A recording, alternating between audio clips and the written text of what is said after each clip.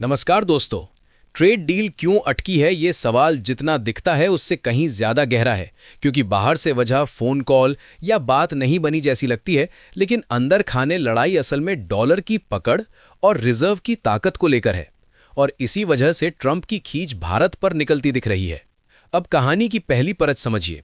America की तरफ से ये कहा गया कि पीएम मोदी ने ट्रंप को फोन नहीं किया, इसलिए डील अटक गई। जबकि भारत की तरफ से साफ संदेश गया कि 2025 में ट्रेड डील पर कई राउंड बातचीत हुई है और भारत किसी भी हालत में अपनी शर्तों पर देश हित से समझौता नहीं करेगा। यही वो पॉइंट है जहां ट्रंप की दोस्त दोस्त वाली भाषा और टैरिफ पाबंदियों वाली नीति की असली तस्वीर सामने आ जाती है। लेकिन दोस्तों, असली नस यहां है, आरबीआई का डॉलर सिस्टम पर दबाव। ट्रंप जिस डॉलर की बादशाहत पर टिका हुआ अमेरिका का दबदबा देखते हैं, वही दबदबा तब हिलता है जब बड़े देश अपने रिजर्व मैनेजमेंट में बदलाव करते हैं। और इसी बैकग्राउंड में ये दावा सामने आता है कि आरबीआई ने 4 साल में पहली बार अमेरिकी ट्रेजरी बॉन्ड में निवेश घटाया। आंकड़े बताए जाते हैं कि ये 200 अरब डॉलर से नीचे आकर अक्टूबर 2025 के अंत तक करीब 190 अरब डॉलर के आसपास पहुंच गया और पहले ये 240 अरब डॉलर के करीब था। यही बात ट्रंप को चुभती है, क्योंकि ट्रेजरी बॉन्ड में मांग घटती है तो अमेरिका को फंडिंग और ब्याज लागत के मोर्चे पर टेंशन बढ़ती है।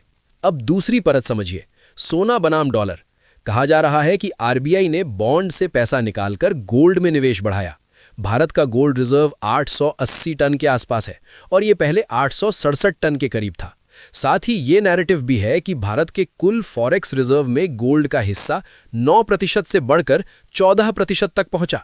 यानी धीरे धीरे रिजर्व की स्ट्रक्चर बदल रही है और यही वो बदलाव है जो अमेरिका को चुभता है, क्योंकि यह संकेत देता है कि भारत सिर्फ डॉलर पर निर्भर रहना नहीं चाहता।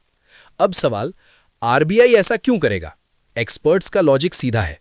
जब दुनिया में युद्ध, अनिश्चितता और सैंक्शंस का डर बढ़ता है, तब कोई भी देश सारा पैसा एक ही टोकरी में नहीं रखना चाहता। रूस यूक्रेन युद्ध के दौरान पश्चिमी देशों ने रूसी एसेट्स फ्रीज किए थे। उसके बाद से कई देशों के लिए यह रियलिटी चेक था कि संकट में डॉलर आधारित एसेट्स भी राजनीतिक हथियार बन सकते हैं। इसलिए सोना सेफ हेवन की तरह देखा जाता है, क्योंकि यह किसी एक देश के सिस्टम पर पूरी तरह निर्भर नहीं रहता।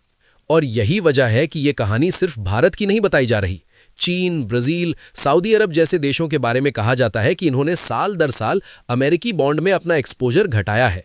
यानी ट्रंप की नाराजगी सिर्फ भारत तक सीमित नहीं है, वो असल में उस ट्रेंड से नाराज हैं जहां दुनिया डॉलर का हिस्सा कम कर रही है और गोल्ड या दूसरे विकल्पों की तरफ जा रही है।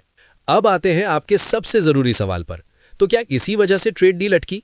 इसका जवाब यह है कि ट्रेड डील कभी एक वजह से नहीं अटकती, लेकिन अगर दो देशों के बीच भरोसे का बैलेंस बिगड़ जाए और एक पक्ष ये महसूस करे कि दूसरा पक्ष उसकी आर्थिक पकड़ को चुनौती दे रहा है, तो बातचीत का टोन बदल जाता है। ट्रंप अगर ट्रेड डील को अपनी शर्तों पर तेजी से साइन करवाना चाहते हैं और भारत बराबरी और देश हित पर अड़ा है, तो डील में देरी होना स्वाभाविक है और उसी देरी को दबाव बनाने के लिए टैरिफ जैसे हथियार इस्तेमाल किए जाते हैं। अब शेयर बाजार की भाषा में इसका मतलब समझिए। शॉर्ट टर्म में ऐसी खबरें वॉलेटिलिटी बढ़ाती हैं, खासतौर पर export linked sectors, oil sensitive stocks और एफआईआई हैवी लार्ज कैप्स में। लेकिन लॉन्ग टर्म में बाजार एक चीज देखता है, भारत की मैक्रो ताकत, forex reserve, current account management और आरबीआई की स्ट्रैटेजी। अगर रिजर्व स्ट्रांग है और डाइवर्सिफिकेशन समझदारी से हो रहा है, तो मार्केट इसे भारत की फाइनेंशियल डिफेंस लाइन मजबूत होने के तौर पर भी ले सकता है। तो असली कहानी यह है दोस्तों, ट्रंप की खींच सिर्फ बयानबाजी नहीं, ये डॉलर पावर बनाम रिजर्व पावर की लड़ाई का इशारा भी है। आने वाले दिनों में अगर ट्रेड टॉक्स में पॉजिटिव सिग्नल आता है तो बाजार तुरंत राहत की सांस लेगा, और अगर टैरिफ वाली भाषा तेज होती है तो शॉर्ट टर्म में झटके बढ़ेंगे।